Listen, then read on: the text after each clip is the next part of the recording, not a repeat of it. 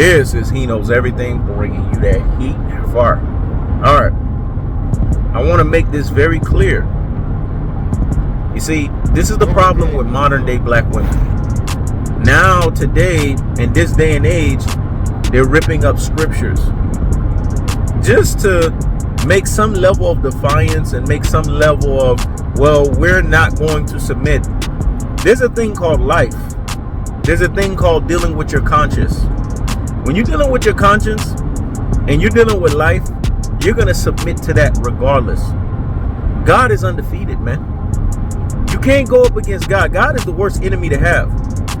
As a woman, you were created solely to submit to the man. Genesis 2:18 says it. And God saw that man was not fit to be alone.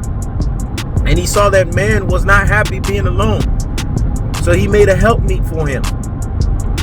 You guys are the helpers. You are the submissive partners.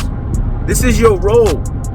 This is what you were created to do in of itself, more so than anything else. The problem is thinking that you are more than this. And this is a very important role. It's a very crucial role because your role ties the legacy of procreation. Your role ties the legacy of the next. See, this is the problem with human beings. They think that they're so important. No human being is that important, man. Even He knows everything. Let me say it again. No human being is that important. Even He knows everything. We all have an expiration date. Eventually, we all got to come home to the man above. So legacy, procreation has to take place. This is the purpose of why men and women are on the earth. The Bible says, man's days are like grass. It withers away. You know, grass has a season. It grows. It cultivates. It defines itself. And then at the same time, grass has also another season where it basically dies off. It doesn't have the fruitness of it anymore because it has an expiration date. We as human beings have expiration dates.